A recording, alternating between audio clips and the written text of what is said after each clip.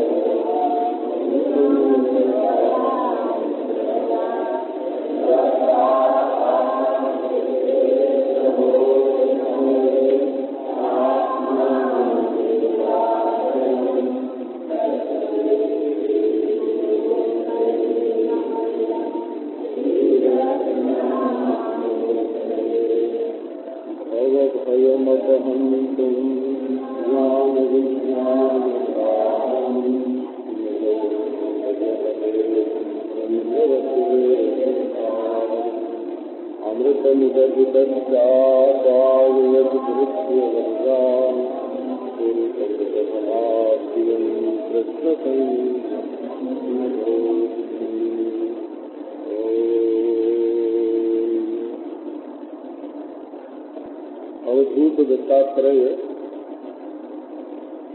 राजा जदू को माने श्री कृष्ण के जो पूर्वज हैं, बड़े बूढ़े हैं कृष्ण के, जब वंश में कृष्ण पैदा हुए ना, तो कृष्ण को उद्धव को उपदेश कर रहे हैं और ये बात बता रहे हैं कि हमारे जो बड़े बूढ़े थे महाराज जदू, उन्होंने अवधूत दत्तात्रेय से उपदेश ग्रहण किया था। अब अवधूत दत्तात्रेय बता रहे हैं कि हमने गर्भ का धारण से कहीं से उपदेश ग्रहण किया है। जिसकी बुद्धि जागती रहती है उसको हर जगह से उपदेश मिलता है, और जिसकी बुद्धि सो जाती है उसको डंडा मारने पर भी उपदेश नहीं मिलता है। जितम सर्वम जिते रसे, यदि रस पर रसना पर मनुष्य ने विजय प्राप्त कर ली तो संपूर्ण इंद्रियों पर विजय प्राप्त हो जाती है। जीभ काबू में होनी चाहिए। तो जीभ काबू में हो तो व्यवहार में सबको जीत लोगे, बोलने में हो। संसार को मनुष्य जीत ले अगर बोलने वाली जीभ काबू में हो, और अपने मन और इंद्रियों को मनुष्य जीत ले यदि खाने वाली जीभ काबू में हो। ये दोनों इकट्ठे ही रहती हैं, एक ही घर में रहती हैं, और सारी दुनिया को वश में करने का सामर्थ्य इनके अंदर मौजूद है। वैसे गीता में रस शब्द का अर्थ राग बताया हुआ है। रस वर्जम रसोप्यस्य परम दृष्ट्वा निवर्तते। यदि विषयों का भोग छोड़ दें तो विषय तो निवृत्त हो जाते हैं, परंतु राग निवृत्त नहीं होता। राग कब मिटता है? जब ईश्वर की प्राप्ति होती है। परम दृष्ट्वा निवर्तते। ईश्वर मिल जाए तो फिर संसार में कहीं राग द्वेष नहीं होगा। अब अवधूत दत्तात्रेय जी महाराज घूमते घूमते कभी जगह भी पहुंच गए थे जहाँ एक वेश्या रहती थी, उसका नाम था पिंगला। पिंगम लाती, पिंग माने सोने से जिसका बहुत प्रेम था। स्वर्ण से राग हो गया ये पिंगला। उसको धर्म से राग नहीं था, उसको स्वर्ण से राग था। तो जिसका धन में राग हो जाता है वो धर्म का उल्लंघन करके भी धन चाहिए। अब ये पिंगला वेश्या का धन में राग था, इसलिए धर्म भले मिट जाए उसको तो धन चाहिए। दूसरा अर्थ है पिंगला शब्द का पिंगम पीताम्बरम श्री कृष्णम लाती। धन से नहीं, पीताम्बरधारी भगवान श्याम सुंदर से प्रेम करती है, इसलिए उसका नाम पिंगला है। तो मध्य संप्रदाय में ऐसा प्रतीत है कि ये कोई स्वर्ग की देवी थी, कारणवश इसको ग्रस्त होकर के मनुष्य योनि में आना पड़ा था। दत्तात्रेय जी महाराज घूमते घामते क्योंकि महात्मा लोग सब जगह चले जाते हैं, संसार का सारा रहस्य देखते हैं। धन में धनी कैसे आ सकते है, भोग में भोगी कैसे आ सकते है, कितना दुखी हो रहा है उसके भीतर, बाहर से तो वो बड़ा सुखी बड़ा बना बना है, भीतर तो उसके चित्त में कितना दुख है। जब तक उससे मेल जोल नहीं हो तब तक कैसे पता चले। तो जो लोग तत्व विचक्षण नहीं होता, मानो दुनियादारी की बात को ठीक ठीक नहीं समझता है, उसके चित्त में वैराग्य भी सच्चा नहीं होता। जब उसके सामने भोग की सामग्री आएगी तो बाहर की चमक दमक देख करके वो फंस जाएगा। जिसको मालूम नहीं है कि ऊंची एड़ी की जूती पहनने के बाद भी, है ना, और लंबाई थोड़ी बढ़ जाने के बाद भी चित्त में हृदय में बड़ा भारी दुख और बड़ी भारी जलन बनी रहती है, उसके मन में कभी आ सकता है कि हम भी ऐसे बन जाएं।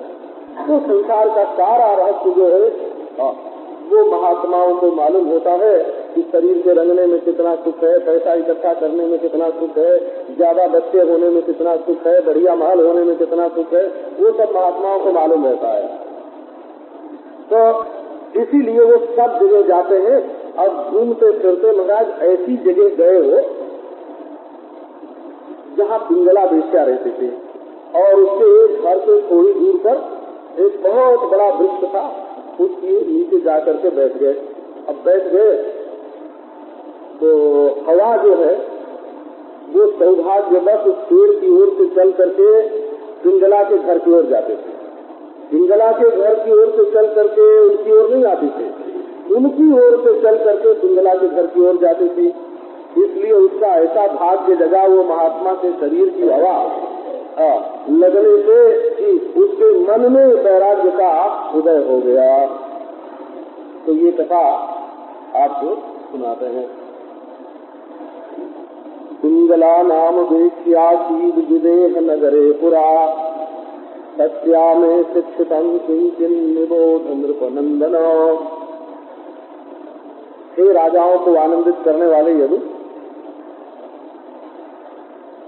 जो अच्छे राजा होते हैं उनको वैराग्य की बात सुन करके आनंद होता है, क्योंकि भोग की बात तो उनके अनुभव में आई हुई रहती है, और वैराग्य की बात सुनते हैं तो उनको बहुत आनंद आता है।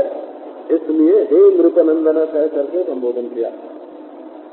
हमारे एक जान पहचान के ठाकुर साहब थे, तो कहते थे महाराज चोरी बेईमानी भोग बदमाशी है, छल कपट, इसमें तो हम आचार्य हैं, इसको जानते हैं।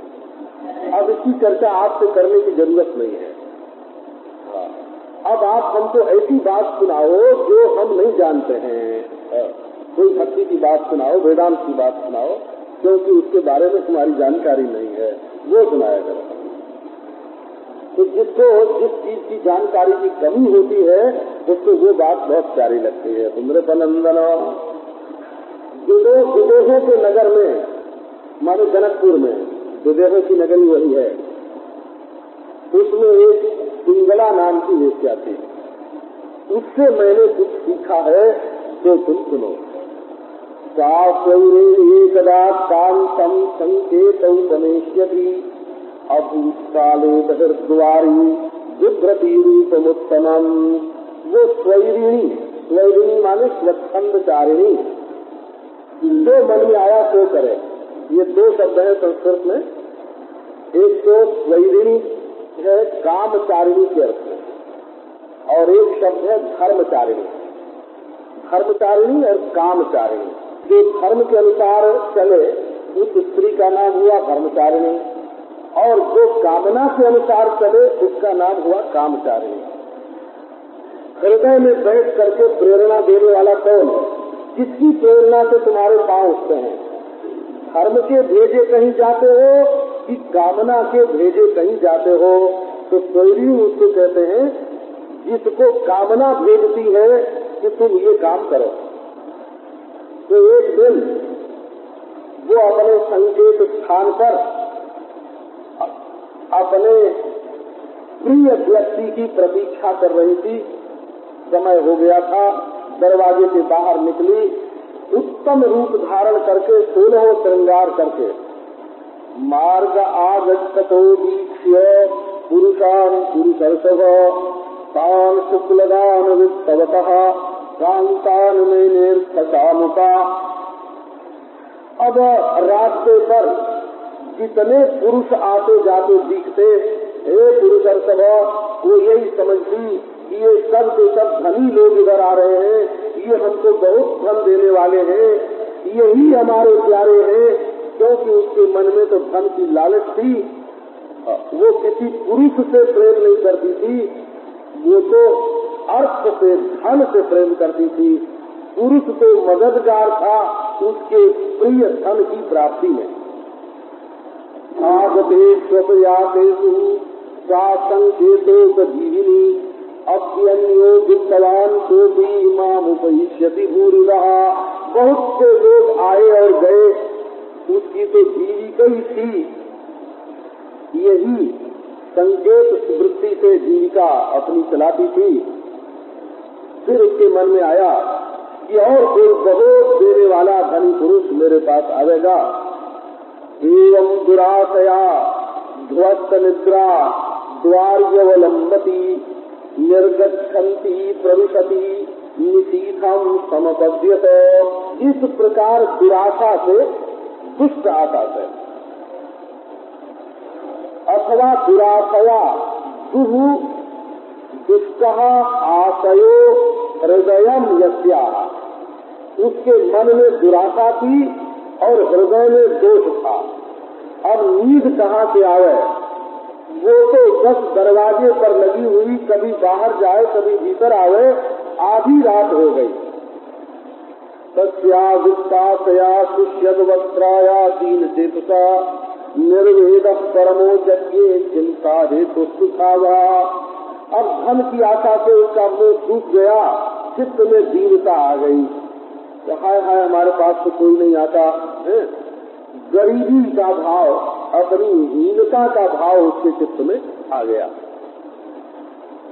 मनुष्य जब अपने को हीन समझ लेता है तब कुकर्म करता है। तो हीनता का भाव रखने वाली वो पिंगला, उसका मुंह सूख गया, धन ही धन उसके दिल में भरा हुआ। इसी बीच में एक आश्चर्य हुआ। निर्वेद परमो यज्ञे चिंता हेतु सुखा। उसके हृदय में बड़ा भारी निर्वेद, हाय हाय मैं इतने दिनों तक क्या कर रही थी, हमारी ये जीविका तो धर्म के विरुद्ध है, मैंने तो बड़ा भारी पाप किया। चिंता हेतु सुखावह।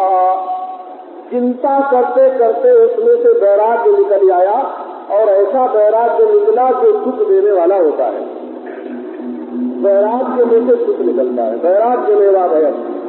परमेश्वरी ने कहा सृष्टि में अभय पद कोई है तो वैराग्य है। कभी कभी वो दुख में से भी निकलता है। जब किसी चीज से बहुत दुख होता है तब उसमें से वैराग्य निकल आता है। तस्या निर्वेण चित्ताया गीतम शृणु यथा मम निर्वेद आशा पासानाम पुरुषस्य यथा यति। दत्तात्रेय जी कहते हैं कि हे राजा जदू, जब उसके चित्त में निर्वेद आया, शांत रस का स्थायी भाव, और जिससे मनुष्य अपने को ही धिक्कारने लग जाए कि हाय हाय मैंने बहुत बुरा किया। निर्वेद मनुष्य की उन्नति तब तक नहीं होती हो जब तक अपनी गलती उसको नहीं सूझती। जब तक अपनी त्रुटि का पता नहीं चलता कि मेरे अंदर क्या त्रुटि है, तब तक उस त्रुटि का निवारण नहीं होता, और निवारण नहीं होता तो उसका मनोरथ भी पूर्ण नहीं होता, उसकी उन्नति भी नहीं होती। मनुष्य को अपनी गलती मालूम होनी चाहिए। तो पिंगला को अपनी गलती मालूम हुई। दूसरे की गलती बताना बहुत आसान है। दूसरे के शरीर पर तो जरा सा दाग भी पड़ा हो तो दिख जाता है बोला। आत्मनो दिव्य मात्राणी पश्यन्नति न पश्यते नरः दर्शक मात्राणी परत छिद्राणी पश्यते। दूसरे के शरीर में अगर सरसों बराबर छेद हो तो आदमी देख लेता है, और अपने शरीर में बेल बराबर छेद हो तो उसको नहीं देख पाएगा। तो अपनी बुराई, अपनी गलती मनुष्य को नहीं दिखती है, दूसरे की गलती ज्यादा दिखती है। और मनुष्य का कल्याण तब होता है जब वो अपनी गलती देखने लगता है और दिखने लगती है उसको। तो दत्तात्रेय जी कहते हैं कि जब उसके चित्त में निर्वेद आया, वैराग्य आया, तब उसने एक गीत गाया था। पिंगला बेचा की गाना तो उसको आता ही था। तो तुम उसको पूर्ण रूप से मुझसे सुनो। निर्वेद आशा पाषाणम पुरुषस्य यथा यति। ये जो मनुष्य आशा के फंदों में फंसा हुआ है, ऐसा होगा तो ऐसा होगा, ऐसा होगा तो ऐसा होगा। निर्वेद आशा पाषाणम पुरुषस्य यथा यति। ये आशा के फंदों में मनुष्य बंधा हुआ है। आशा शब्द का संस्कृत अर्थ ही ये होता है कि चारों ओर से काटे, उसका नाम आशा। जो दुबला बना दो, जिसकी वजह से मनुष्य दुबला हो जाए, जिनका वजन बढ़ा हुआ है वो घटाना चाहे अपना वजन, तो आशा और चिंता, बस ये मिलेगा, ये मिलेगा, ये मिलेगा, मिलेगा नहीं, संतन पाल दुबले हो जाएंगे।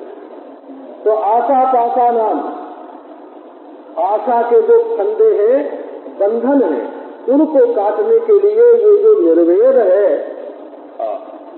कि हाय हाय मैं गलत रास्ते गया और अब इस रास्ते नहीं चलूंगा, अगर ये भाव मन में आ जाए तो ये तलवार का काम देता है। इसी से मनुष्य उस बंधन से छूट जाता है। नहीं अंगा जात निर्वेदो देह बंधम विहासति यथा विज्ञान रहितो मनुजो ममता मृत। राजन अंग प्यारे प्यारे जदू, जिसके हृदय में निर्वेद नहीं हुआ, वैराग्य नहीं हुआ, वो इस देह बंधन से छुटकारा भी नहीं चाहता है। माने जन्म मरण के बंधन से वो छुटकारा भी नहीं चाहता है। जब वैराग्य होता है तब मनुष्य सोचता है क्या बारंबार जन्म लेना और क्या बारंबार मरना। तो इनको लोग देह चाहते हैं और देह के जो प्यारे होते हैं उनको चाहते हैं। यथा विज्ञान रहितो मनुजो ममता मृत। जिसको वैराग्य नहीं हुआ वो जन्म मरण से छूटना नहीं चाहेगा, और जिसको महाराज संसार का विज्ञान नहीं है वो मनुष्य ममता को नहीं छोड़ सकता। ये मेरा, ये मेरा, ये मेरा, क्या तुम्हारा। तो ना नोट जो आते हैं, नोट जब अपनी दुकान में आते हैं, अपने हाथ में आते हैं, बोले मेरे 100 रुपए, मेरे 1000 रुपए। अभी वो दूसरा आदमी आके दे गया है और देने के पहले उनको ये मेरे 100 रुपए वो कहता था। अभी तुम दूसरे दुकान में भेज दोगे तो वो कहेगा कि मेरे 100 रुपए। अब वो नोट किसके हैं? जो तुमको दे गया उसके हैं कि जब तुम्हारे हाथ में आया तो तुम्हारे हैं, कि अभी तुम्हारे हाथ से अगले के हाथ में जाने वाला है उसके हैं। वो तो बाबा किसी के नहीं रहे, किसी के नहीं रहे, किसी के नहीं हुए। मनुष्य मेरा मेरा करके उसके लिए रो लिया और उसके लिए हंस लिया, और वो तो बिल्कुल बराबर निसंकल्प बिना किसी संबंध के इधर से उधर ढूंढते हैं। तो जो संसार के रहस्य को समझता है, श्रीमद् भागवत में एक जगह आया है, जब 2 राजा लड़ने लगते हैं ना कि ये धरती मेरी और ये धरती मेरी, तो धरती माता हंसती है, अगति बुरिया, ये धरती माता हंसती है। क्या हंसती है?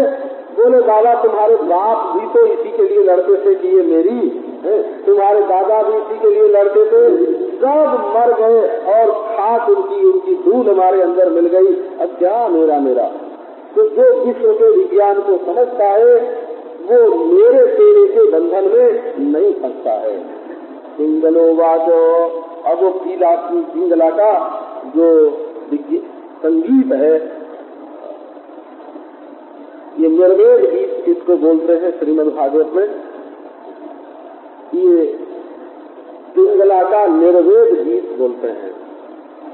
अहो में मोह विदतिम पश्यता विजितात्मनः या कांता दशतः कामं कामयेन वालिशा।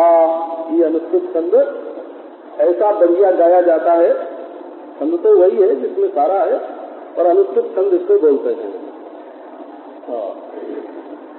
ये गायत्री त्रिष्टुप अनुष्टुप 24 अक्षर की गायत्री, 28 अक्षर का त्रिष्टुप और 32 अक्षर का अनुष्टुप छंद होता है।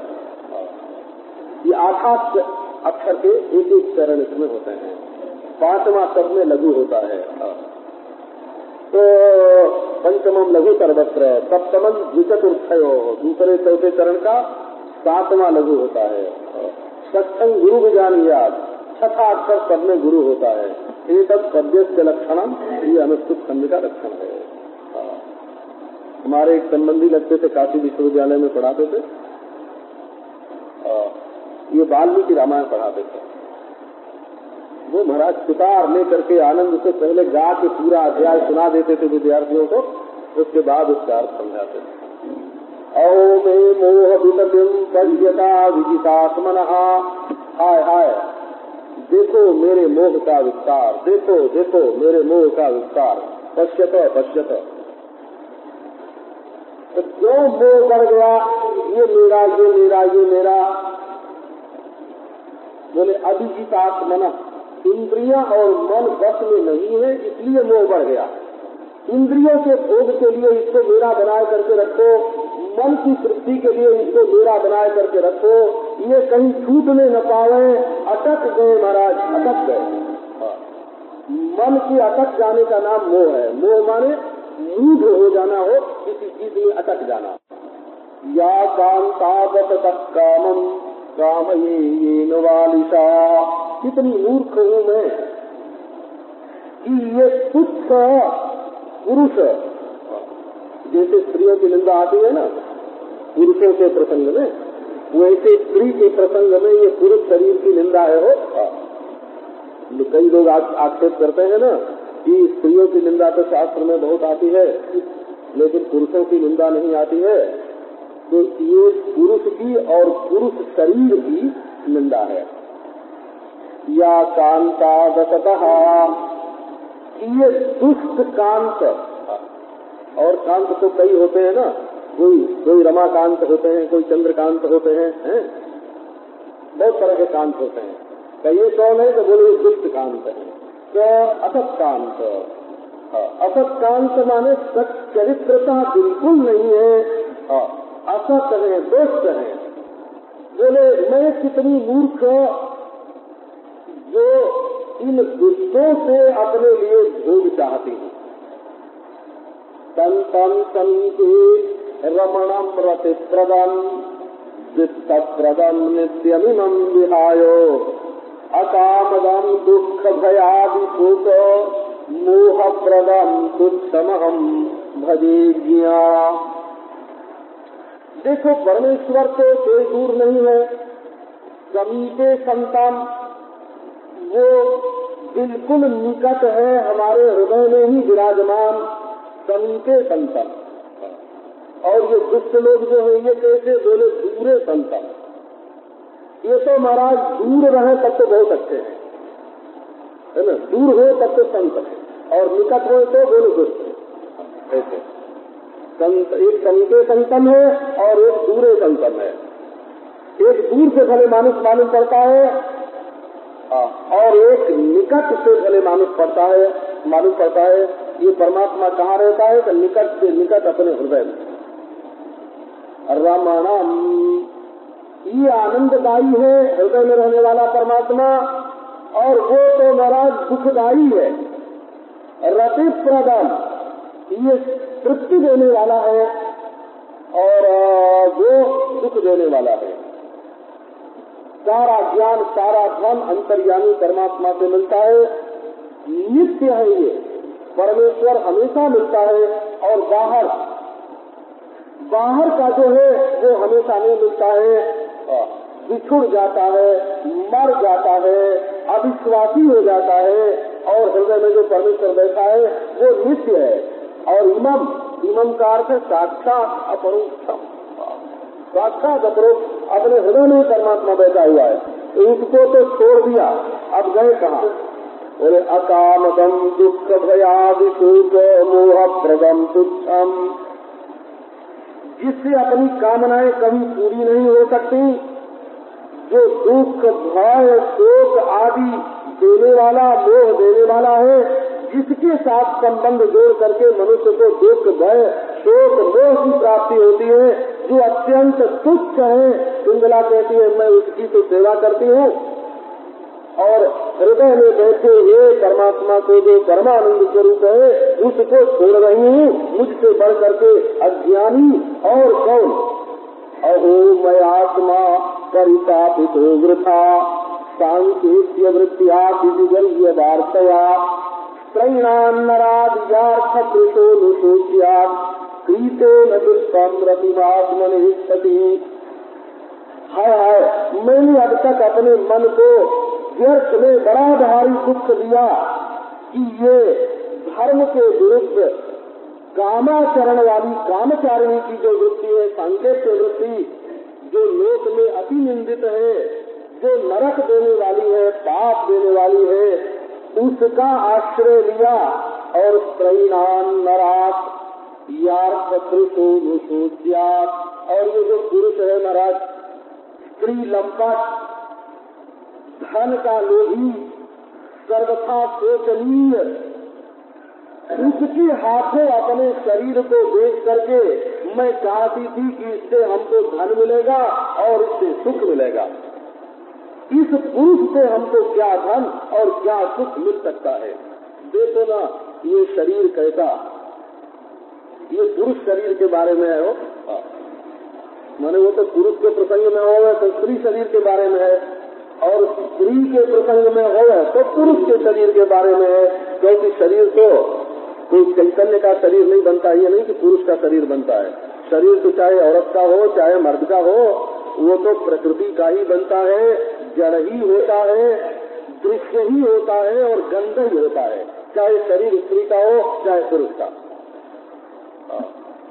तो जगत निर्मित वंश वंश्य पूनम त्वचा रोम नखम, जैसे कोई छप्पर कोई मकान बनाते हैं तो उसमें बीच बीच में खंभे गाड़ते हैं, उस पर एक बड़ी भारी बल्ली लगाते हैं और उस पर छोटे छोटे जो है और बांस और करी लगा करके तब उसको खाते हैं।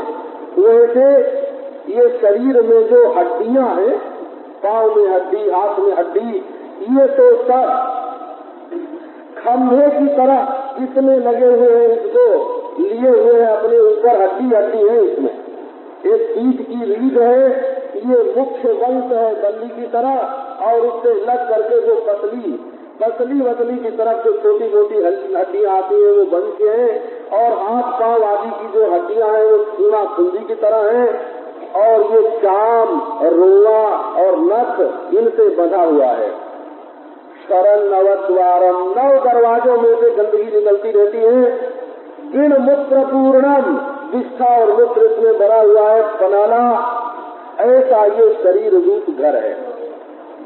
मधुकैतिकान्या, मुझ शरीकी बेवकूफ पिंगला को छोड़ करके और कौन ऐसी बुद्धिमती स्त्री है जो ऐसे शरीर वाले पुरुष की शरण ग्रहण करे, उसकी संगति करे और उसी को अपना सर्वस्व मान करके आत्मसमर्पण करे। विदेहानाम पुरेयस्मिन् अहमेकैव मूढ़तिः ज्ञानमिच्छन्त्यत यस्मात् आत्मदात् काममोहितात्। विदेहों की इस नगरी में, पिंगला कहती है जनकपुर में है ना, विदेहों की इस नगरी में मैं अकेली ही मूढ़ भी हूँ, अकेली ही बेवकूफ हूँ मैं इन इस विदेहों की नगरी में। मैं ही एक असती हूँ कि आत्मदाता परमात्मा को छोड़ करके कि जिनको जान लो तो हमेशा के लिए मिल जाते हैं और हमेशा के संगी होते हैं, ऐसे जो अच्युत आत्मदारी परमात्मा है, उनको छोड़ करके मैं दूसरे से अपनी कामना पूर्ण करना चाहती हूँ, तो मुझसे बढ़ करके मूर्ख इस नगर में और कोई नहीं है। सूरत प्रेष्ठ तमो नाथा आत्मा चायम शरीरिणाम तम विक्रियात्मनैवाहम रमे में यथा रमा। ये परमात्मा जो हमारे हृदय में बैठा हुआ है, ये हमारा सुहृद है, हमारी भलाई चाहने वाला यही है। सुहृदम सर्वभूतानाम ज्ञात्वा माम शांति मृच्छते। अगर तुम्हें ये मालूम पड़ जाए कि तुम्हारी भलाई चाहने वाला सर्वज्ञ है, सब कुछ जानता है, सर्वशक्तिमान है, जो चाहे तो कर सकता है, परम दयालु है, वो सूरज तुम्हारे हृदय में बैठा हुआ है और अपना सर्वस्व उसने तुमको दे दिया है। सूरज है प्रेष्ठतमः। प्रेष्ठतम माने तुम्हारा परम प्रियतम वही है। नाथ स्वामी वही है। आत्मा चायम शरीरिणाम, और सब शरीरधारियों की आत्मा है। आत्मा कहने से ये हुआ कि शांत रस का अनुभव हम उसी में कर सकते हैं। नाथ कहने से ये हुआ कि दास्य रस का अनुभव हम उसी में कर सकते हैं। और प्रेष्ठतम कहने से ये हुआ कि श्रृंगार रस का अनुभव भी हम उसी के साथ कर सकते हैं। और सुहृद कहने से ये हुआ कि सख्य रस का अनुभव भी हम उसी के साथ कर सकते हैं। वही हमारा मित्र है, वही हमारा पति है, वही हमारा स्वामी है, और वही हमारा अपना आपा है। तो रहता कहाँ है? बोले हमारे शरीर में ही रहता है। बोले आओ भाई सौदा करो, तो उसी का सौदा करो। खरीदने लायक कोई चीज है तो वही है। बोले भाई उसका सौदा कैसे हो, कीमत कहाँ से मिले, उसको खरीदने की कीमत कहाँ से आवे, है ना। कृष्ण भक्ति रस भाविता मति प्रियता।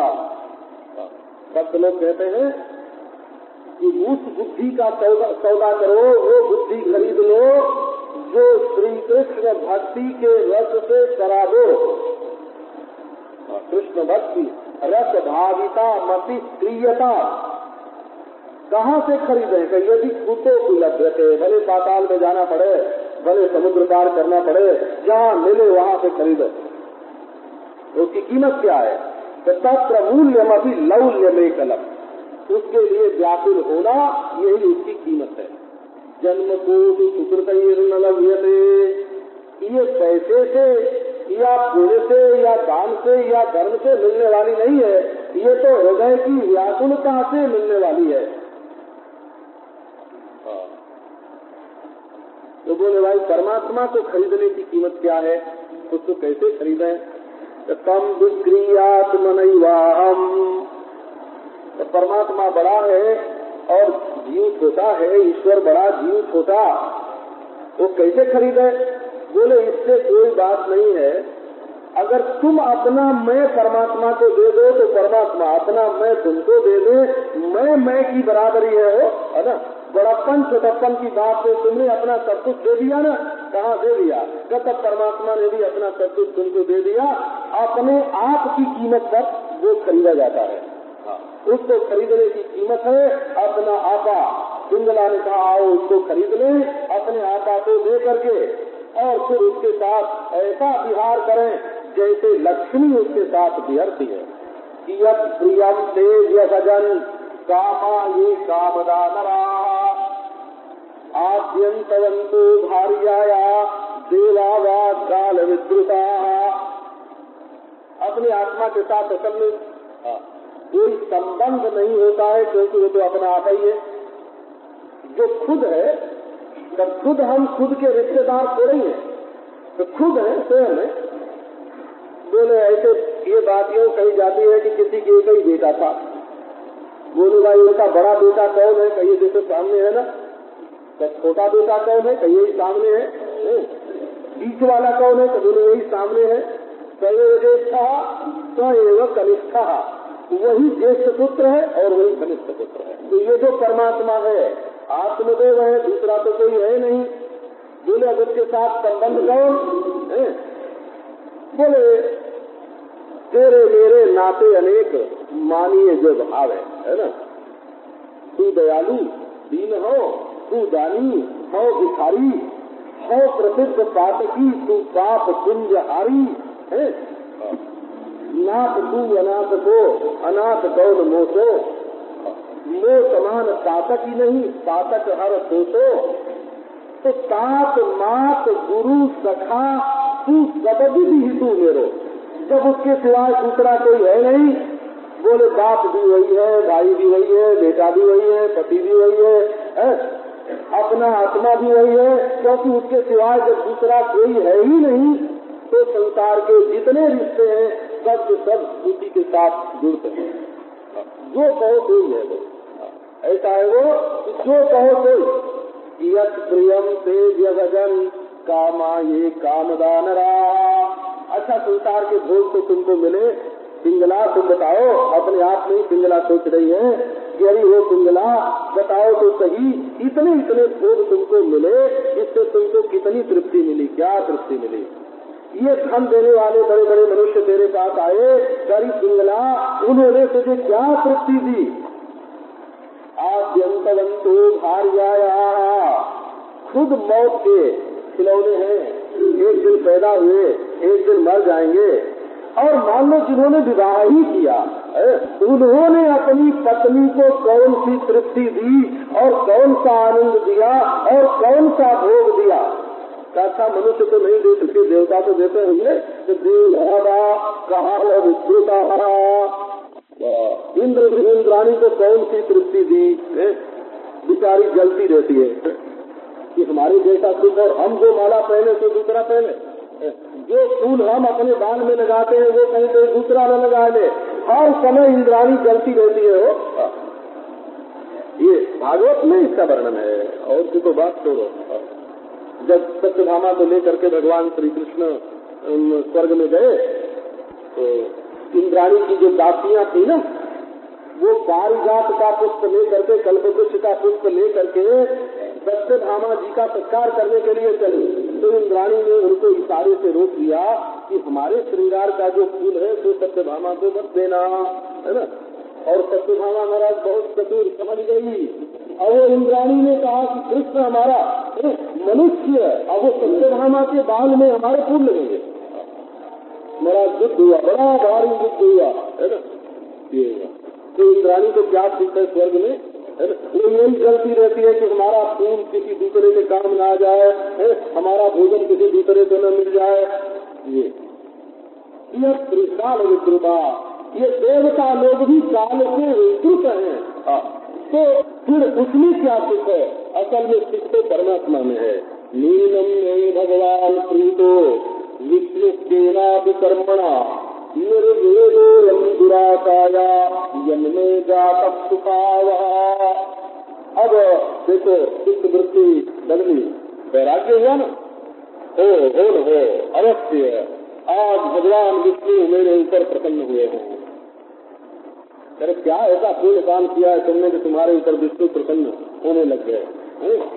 तो भाई इस जन्म का तो कर्म नहीं है, लेकिन शायद कोई पुराने जन्म का कोई कर्म हो, पूर्व जन्म का, उस कर्म से विष्णु भगवान हमारे ऊपर प्रसन्न हो गए हो।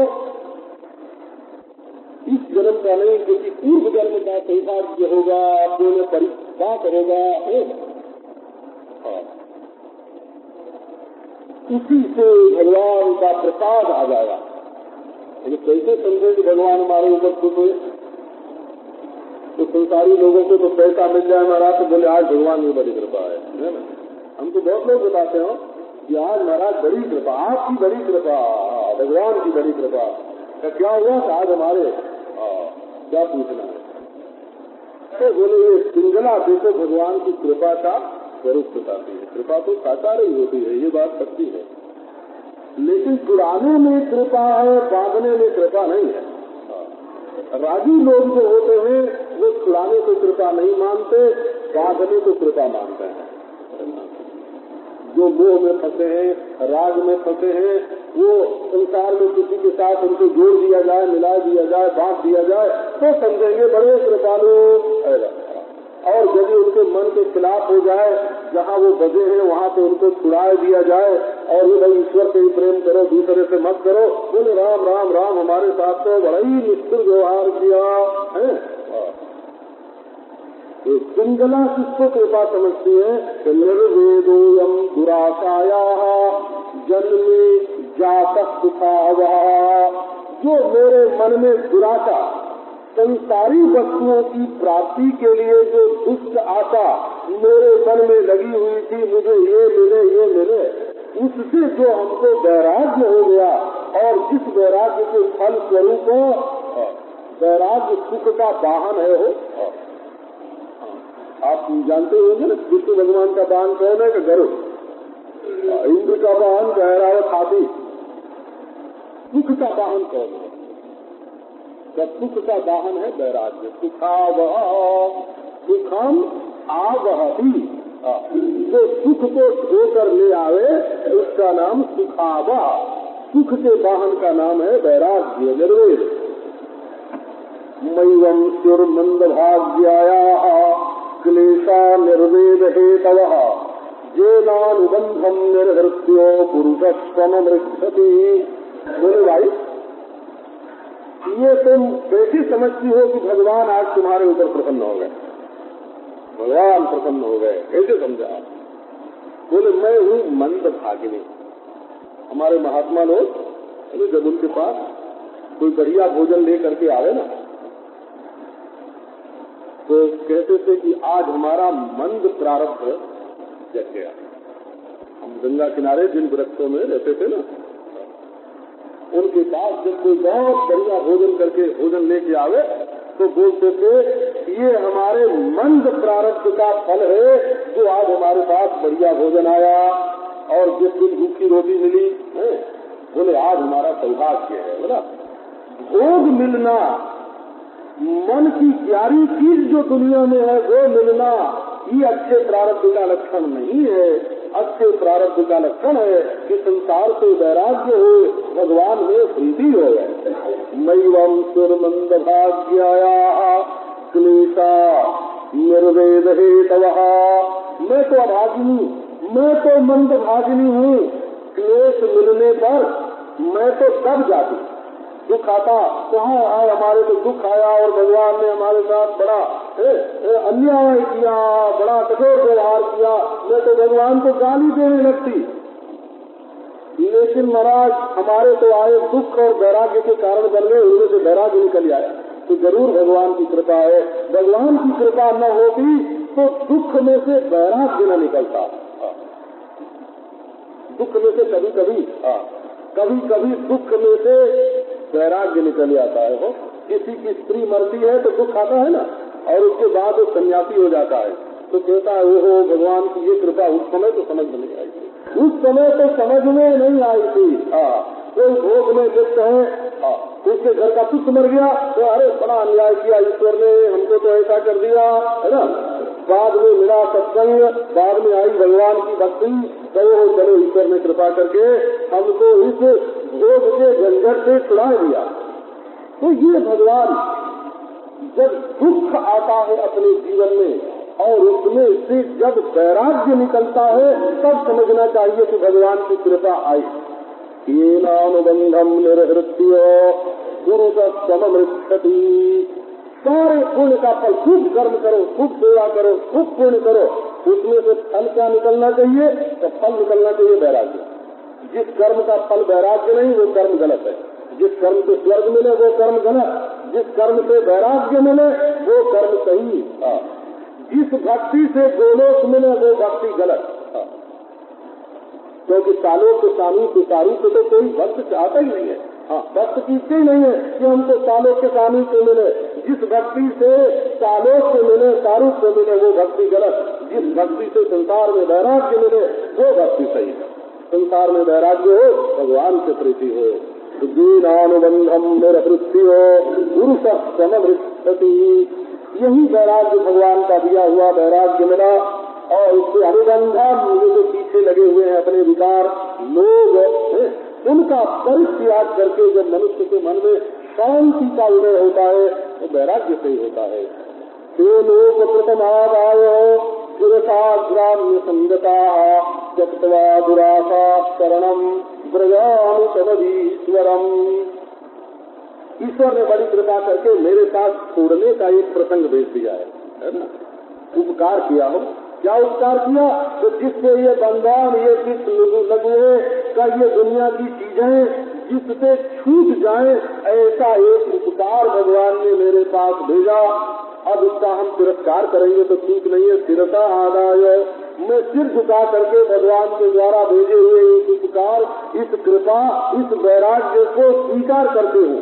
और ग्राम्य संगता दुराशा त्यक्त्वा, ग्रामीण लोगों की संगति से, गवार है ना, मूर्ख लोगों की संगति से, विषय भोग में लिप्त लोगों की संगति से जो दुराशाएं मन में आती है उनको छोड़कर अपने हृदय में विराजमान जो अधीश्वर है उसकी शरण ग्रहण करती हूँ।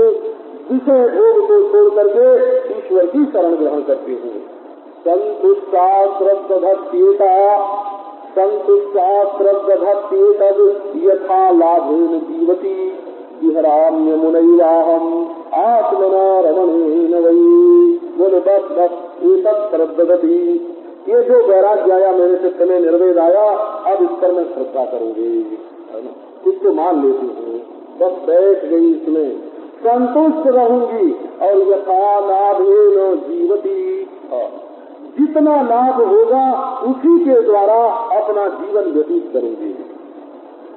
और कभी आखिर रमण किसके साथ करोगी, विहार किसके साथ करोगी? बोले जी राम यमुनैया, हमारा तुम्हारा पति कौन होगा? अरे विधवा हो गई ना, फिर तो विवाह तो किया नहीं, वेश्यावृत्ति थी तो पुरुषों को छोड़ दिया, अब तेरा संबंध किससे? बोले अमुनैया हम आत्मना रमणेन वही। ये जो साक्षात परोक्ष अपना आत्मा रूप रमण है, अपना प्रियतम है, प्यारा है, अब इसी के साथ मैं विहार करूंगी।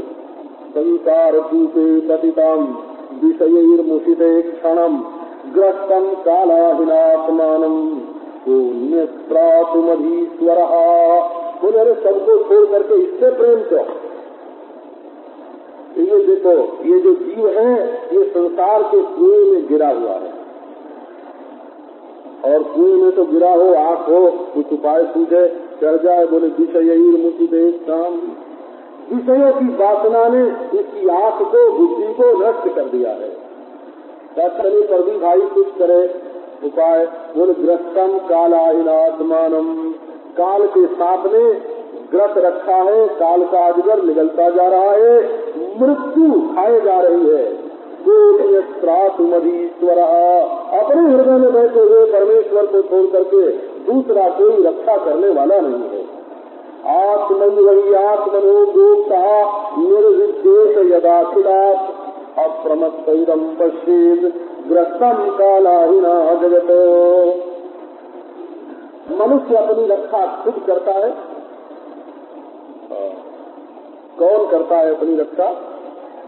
जदा अखिलात निर्हित देश, जब संसार के विषय भोग से, संसार की संपत्ति से, समूचे संसार से जब वैराग्य होता है, तब ये जीव स्वयं अपनी रक्षा कर लेता है। इसलिए अप्रमत्तम पश्चिद ग्रस्तम कालाहिना जगत, इसलिए सावधान होकर के देखो इस संपूर्ण जगत को काल रूपी अजगर निगलता जा रहा है। ब्राह्मण उवाचो एवं यवसुतमतिर दुरासाम कांत तरसजाम चित्रोपशममास्थायो सज्यामुपविदेशता। दत्तात्रेय जी कहते हैं कि यदु इस प्रकार निश्चय करके पुरुषों के संग की जो तृष्णा थी, धन की जो तृष्णा थी, उससे होने वाली दुराशा को छोड़ करके और शांति उपशम का आश्रय लेकर के पिंगला बड़े आनंद के साथ सो गई। तो शुद्ध तुलसी भरोसे एक राम थे। जब भगवान का भरोसा आया, काहू के बल भजन को, काहू के आचार, व्यास भरोसे सुअर के सोवत पांव पसार। देते मृत्यु रत्नाद बतईती स्वस्थ होकर के शयन करते हैं और मृत्यु भाग जाती है। आशा ही परमं दुखम नैराश्यम परमं सुखम यथा संसिद्ध्यतांताकम सुखम सुस्वाप पिंगला। दत्तात्रेय जी अंत में बताते हैं इस पिंगला के चरित्र से मैंने क्या शिक्षा ली। आशा ही परमं दुखम, संसार के विषयों की और लोगों की आशा करना ही परम दुख है। लोगों की और भोगों की, भोगों की आशा भी और लोगों की आशा भी, यही परम दुख है। और नैराश्यम परमं सुखम, किसी की आशा न रखना।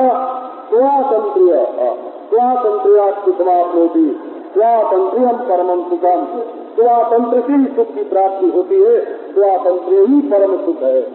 यथा संसिद्ध्य कांताकाम सुखम सुस्वाप पिंगला। पिंगला के मन में से जब पुरुषों की आशा कट गई तब वो बड़े आनंद से सो गई। उसको खूब बढ़िया आनंद की नींद आई। इस प्रकार ये 8वां अध्याय पूरा हुआ। अब 9वां अध्याय प्रारंभ करते हैं। ब्राह्मण उवाच परिग्रहो दुःखाय यत् यत् प्रियतमं नृणाम् अनन्तं सुखमाप्नोति तद्विद्वान् यस्त्वकिञ्चनः सामिषं सुररं जग्मुर्बलिनो ये निरामिषाः तदामिषं परित्यज्य ससुखं समविन्दत। ये ब्रह्मज्ञानी ब्राह्मण दत्तात्रेय ये बताते हैं कि मैंने एक चील से कुछ उपदेश ग्रहण किया।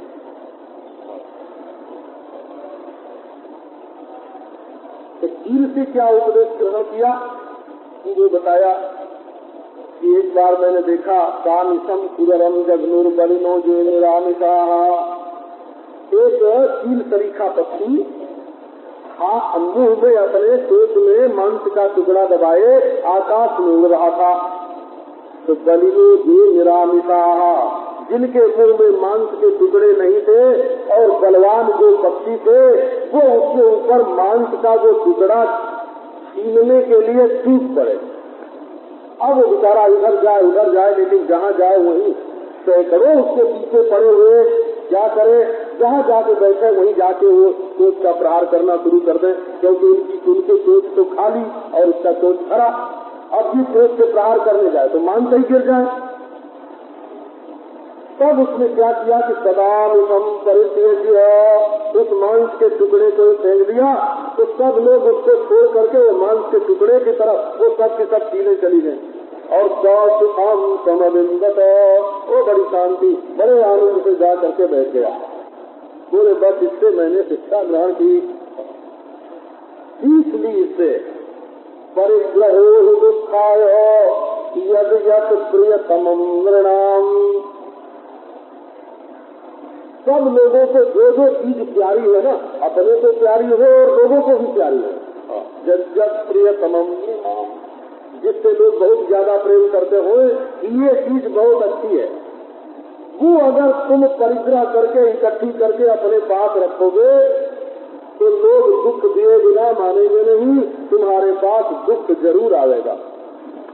यद यत् प्रियतमं नृणाम्, क्योंकि दुनिया में चीज थोड़ी है और वासना बहुत है।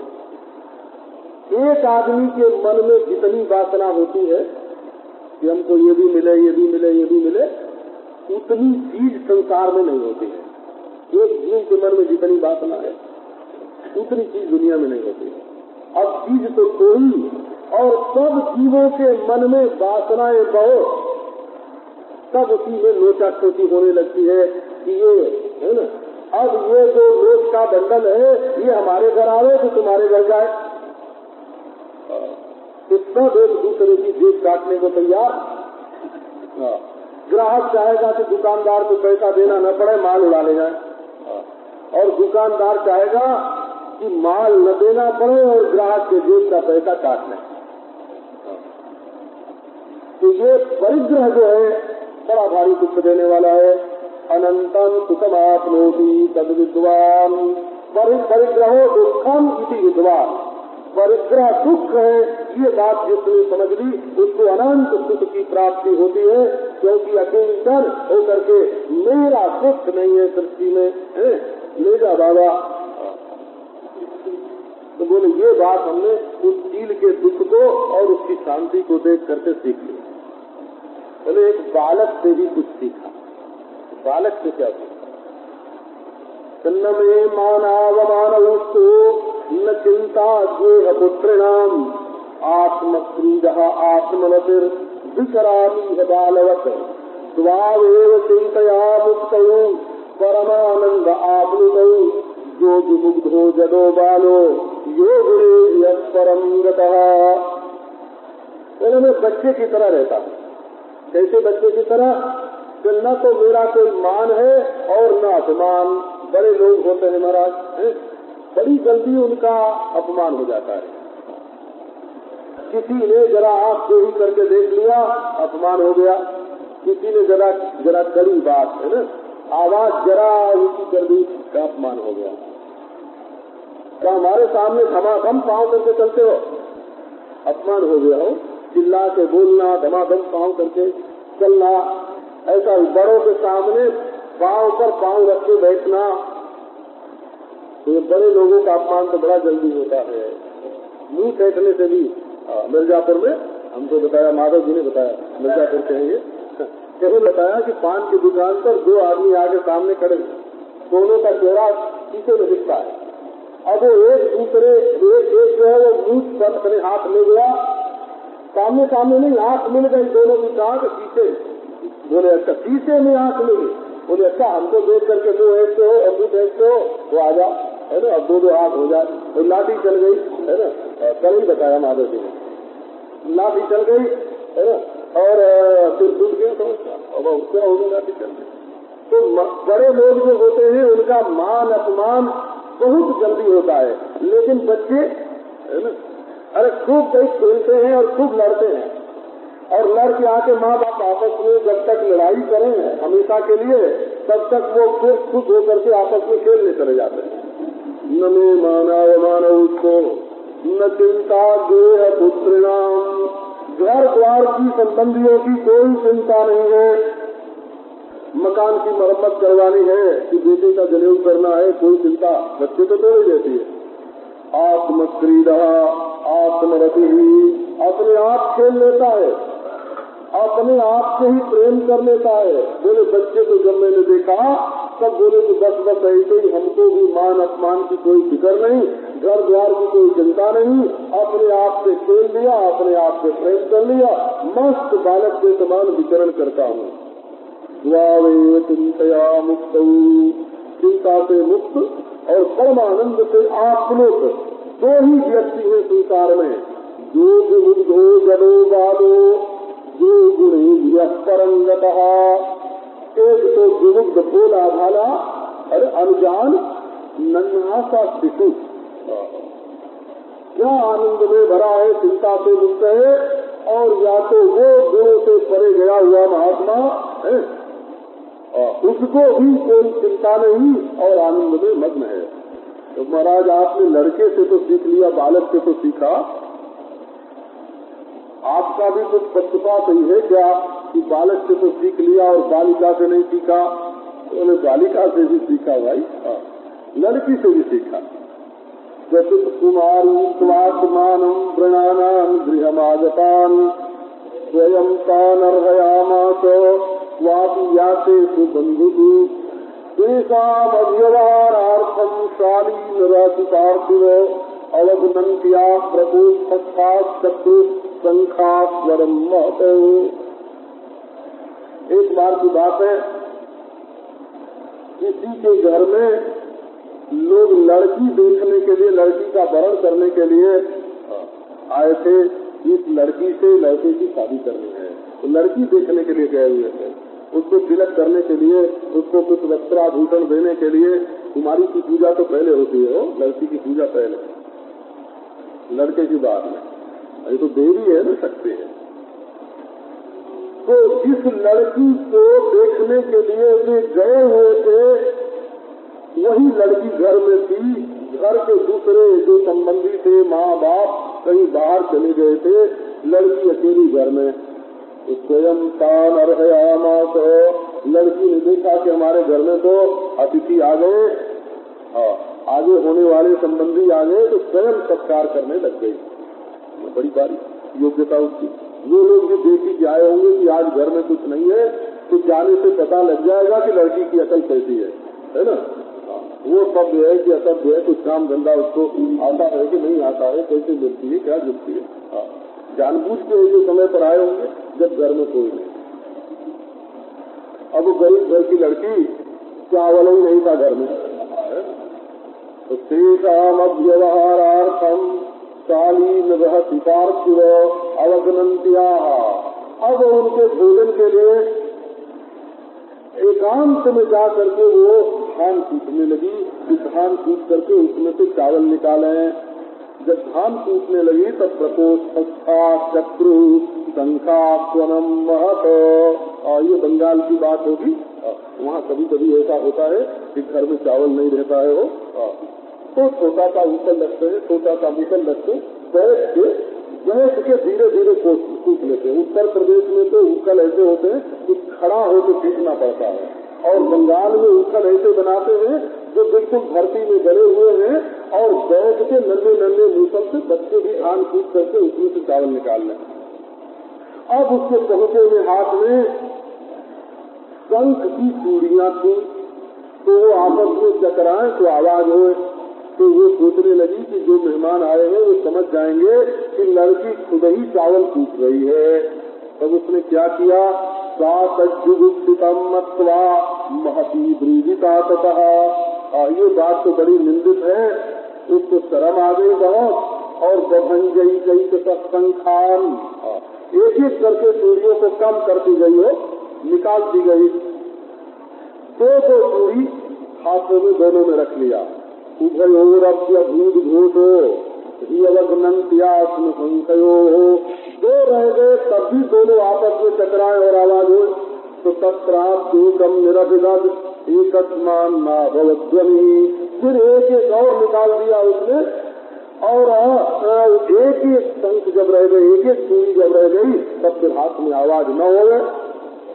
तो ये अवधूत जी महाराज कहीं देख रहे थे बैठे हुए कि ये कैसे करती है, तो बोले अन्वशिक्षमिमं तस्या उपदेश अरिंदम लोकान अनुचरन नेतान लोक तत्व विदित्तया। हे अरिंदम, हे गगु, उससे मैंने ये उपदेश ग्रहण किया। तो महाराज आप भी खूब हैं, कहाँ कहाँ पहुँच जाते हैं और क्या क्या सीख के आते हैं। लोकान अनुचरन नेतान, मैं सारी दुनिया में सारे लोक में घूमता हूँ, सब जगह जाता हूँ, ऐसी कोई जगह नहीं है जहाँ मेरी पहुँच न हो। तो महाराज ये जाते आप इतनी जगह क्यों हैं? केवल पेड़ के नीचे बैठे रहते, कोई हिमालय के गुफा में बैठे रहते, है ना। ये गृहस्थ लोग दोनों तरह की बात करते हैं वो। उनके पास न आओ न जाओ तो कहेंगे संसार के लिए बिल्कुल उपयोगी नहीं है, क्या गुफा में बैठे रहते हैं, पेड़ के नीचे रहते हैं, बड़े भारी दरख्त किसी काम के नहीं है। ये लोग व्यक्तिगत स्वार्थी होते हैं, है ना। और उनके पास जाओ तो बोलेंगे महाराज आपको गुफा छोड़ के आने की जरूरत क्या थी, बड़ा राम राम राम राम, आप गुफा छोड़ के पेड़ छोड़ करके यहाँ चले आए, है ना। तो जो श्रद्धालु होते हैं वो दोनों अवस्था को ठीक समझते हैं, और जो अश्रद्धालु होते हैं वो कहते हैं कि वहाँ भी तुम्हारा रहना गलत और यहाँ भी तुम्हारा आना गलत, इसलिए तुम्हारा धरती पर रहना ही गलत, है ना। लोक तत्व विदित्तया, क्यों चलते हो भाई? बोले लोक तत्व विदित्तया, लोगों के जीवन में क्या क्या, है ना, रहस्य है, उनका क्या तत्व है, कैसा मनोविज्ञान है, लोगों का मन कैसे कैसे ढंग से काम करता है, ये जानने के लिए सब में घुसते हैं, सबके पास जाते हैं। असल में वैराग्य आता ही इसी में से है। ब्रह्म को जान करके वैराग्य नहीं होता है, संसार को जान करके वैराग्य होता है। ब्रह्म में तो राग वैराग नहीं होता है, जिसको ब्रह्म ज्ञान हो जाता है तो उस ब्रह्म ज्ञान के फल स्वरूप न संसार में राग होता है और न वैराग्य होता है। जो संसार को अच्छा जानता है उसके संसार में राग होता है, और जो संसार को बुरा जानता है उसके संसार में द्वेष होता है ना। और जो संसार को न अच्छा जानता है न बुरा जानता है, अरे ये तो ऐसे ही एक खेल चल रहा है, उसके मन में वैराग्य होता है। जो संसार को बुरा जानेगा उसको द्वेष होगा, जो संसार को भला जानेगा उसको राग होगा, और जो बुरा दोनों नहीं है ना, उपेक्षणीय अनिर्वचनीय मिथ्या जानेगा उसको न राग है और न उसको द्वेष है, और राग द्वेष के अभाव को ही वैराग्य बोलते हैं। ये ब्रह्म ज्ञान से नहीं होता, संसार के ज्ञान से होता है। तो लोक तत्व विदित्या, संसार के तत्व को जानने के लिए ऐसा करना पड़ता है। बाते बहुनाम कलहो, बोले सीखा क्या महाराज तो नहीं बताया। बाते बहुनाम कलहो भवेद वार्ता द्वयोरपि एक एव चरेत तस्मात् कुमार्या युव संकणः। बोलते हैं कि बहुत से लोग जब एक जगह रहते हैं तो झगड़ा होता है, और दो जब रहते हैं तब उनमें भी आपस में बातचीत होती है। इसलिए कुमारी के कंगन के समान अवधूत पुरुष को अकेले ही विचरण करना चाहिए। तो अब बताया कि अब बाण बनाने वाले से क्या शिक्षा प्राप्त की है वो आगे बोलते हैं।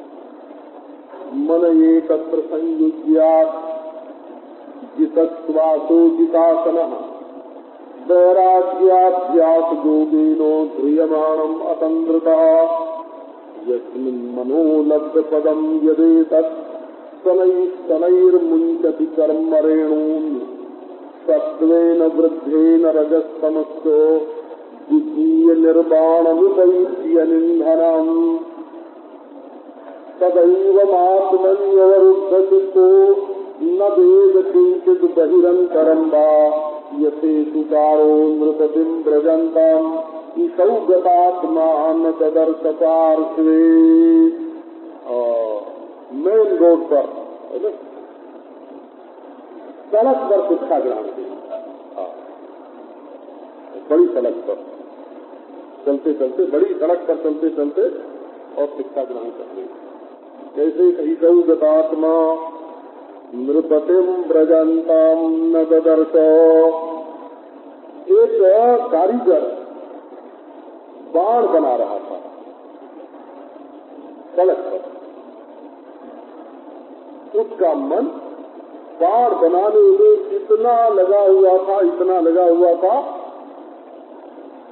कि उसको पता ही नहीं कहाँ क्या हो रहा है।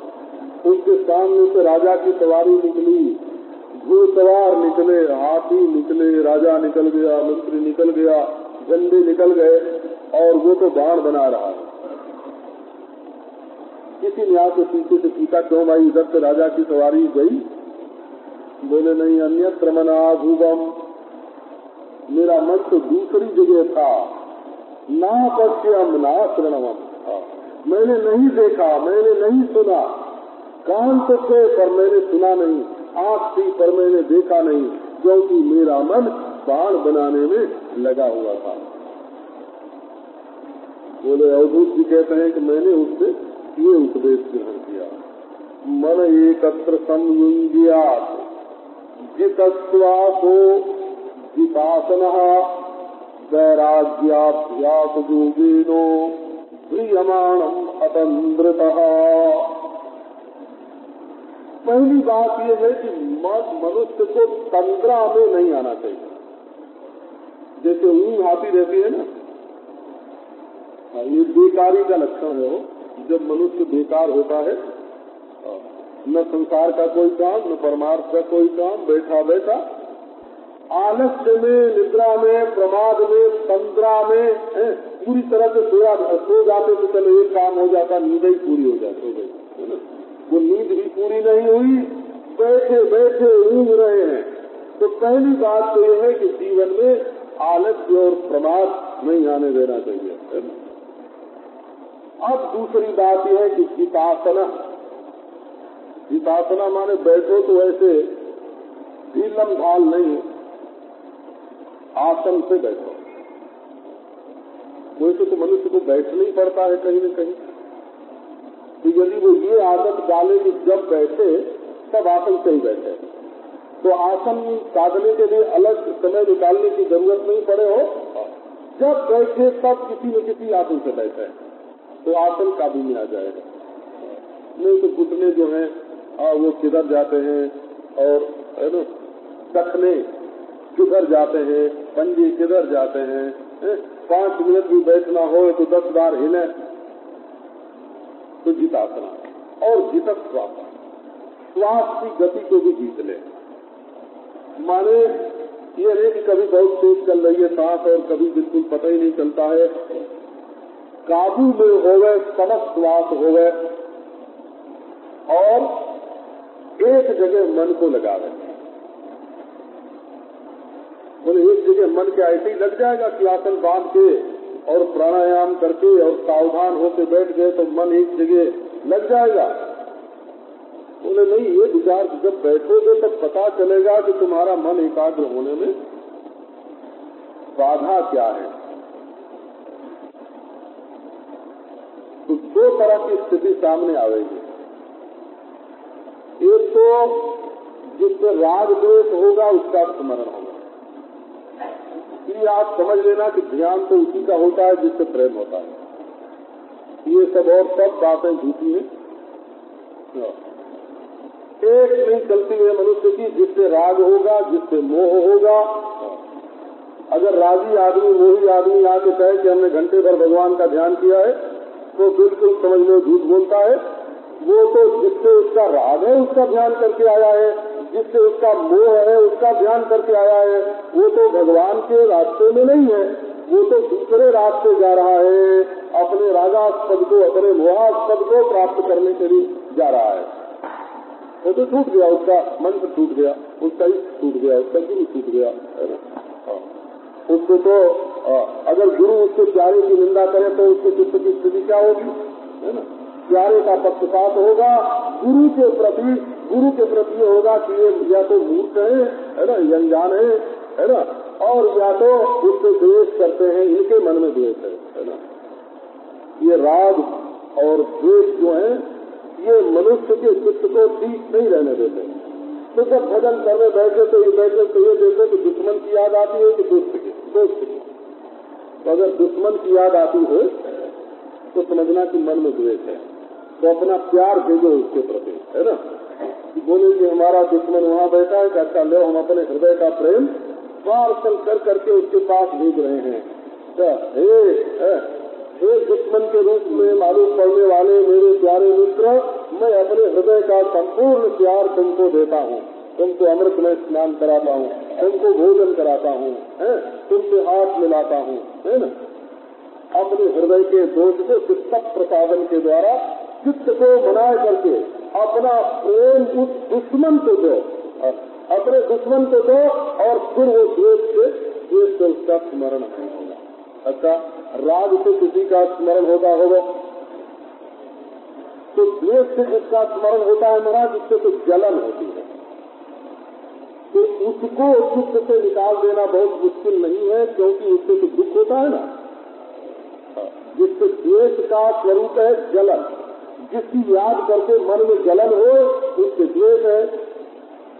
और महाराज जिसकी याद आने से दिल गीला पड़ जाए और थोड़ा मजा आने लगे तो समझना कि इससे राग है। तो राग को दूर करना बड़ा मुश्किल है। तो इसके लिए क्या करना का राग ईश्वर से करना, राग है ना, राग संसार की स्त्री से पुरुष से। वो मनुष्य समझता है कि हम बिना मत कर रहे हैं, है ना, हम तो बिना किसी स्वार्थ के राग कर रहे हैं, बिना भोग के राग कर रहे हैं, निस्वार्थ प्रेम कर रहे हैं। सब भ्रांति है। ये सब भगवत प्राप्ति के मार्ग में सारा का सारा बाधक है, सब का सब विघ्न है। तो ईश्वर से राग करें। तो जब ईश्वर से राग करेगा तो संसार का राग छूट जाएगा। अब मन को एकाग्र करना हो वैराग्याभ्यास योगेन, राग द्वेष मिटता है वैराग्य से, वैराग्य योग से राग द्वेष मिटता है। और बोले भाई राग द्वेष तो नहीं है, लेकिन मन ऐसे ही अंत तक घूमता रहता है? तो बोले अभ्यास योगेन, तब वैराग्य, बिना वैराग्य के केवल अभ्यास करो तभी काम चल जाएगा। मन यहाँ गया वहाँ गया वहाँ गया, उसको जबरदस्ती लगाओ रोको, अभ्यास से रुक जाएगा। और दोनों हो मन में तो अभ्यास और वैराग्य दोनों ही करना चाहिए। योग दर्शन में अभ्यास वैराग्याभ्याम तन्निरोधा, अभ्यास और वैराग्य के द्वारा मन का निरोध होता है। अभ्यासेन च कौन्तेय वैराग्येन च गृह्यते। तो ये बात जैसे उसने अपना मन लगा रखा था और मन परमात्मा में लगाने से कैसे परमात्मा की प्राप्ति होती है? यस्मिन् मनो लब्ध पदम यदेतत् शनैः मुंचति कर्मरेणून्। ये जो तुम्हारा मन कभी लय में चला जाता है, तंद्रा में, कभी मन विक्षिप्त हो जाता है, कभी मन राग द्वेष में चला जाता है, जब वैराग्य और अभ्यास के योग से इसको पकड़ोगे तब ये धीरे धीरे कर्म के जो संस्कार हैं, कर्म की जो वासनाएं हैं, उनको छोड़ेगा। सत्व गुण की वृद्धि होगी। रज और तमोगुण जो है, ये जो रजोगुण तमोगुण, इनका विधीनन होगा। और फिर जब ईंधन नहीं होने पर जैसे आग शांत हो जाती है, वैसे जब चित्त को संसार का कोई राग द्वेष करने के लिए विषय नहीं मिलेगा, तब वो शांत हो जाएगा। तदैवमात्मन्यवरुद्ध चित्तो न वेद किंचित् बहिरन्तरं वा। फिर तो अपना चित्त जो है वो भीतर ही कैदी हो जाएगा, रुक जाएगा, हृदय गोलक को छोड़ करके बाहर नहीं जाएगा। तब बाहर और भीतर, यहाँ और वहाँ, यह और वह, ये सब ख्याल छूट जाएंगे। ऐसी दशा, ये स्थिति कैसे बने? बोले ये जैसे बाण बनाने वाले से मैंने सीखा, जैसे उसने बाण में अपना ऐसा मन लगा दिया कि राजा की सवारी आई गई हो गई और उसको पता नहीं चला, वैसी मन को अपने लक्ष्य में ऐसा लगा दो कि संसार कहाँ आता जाता है इसका पता नहीं चले। अब इसके बाद और जो शिक्षा ग्रहण की है दत्तात्रेय जी ने, उसका वर्णन आता है और थोड़ा ही प्रसंग है।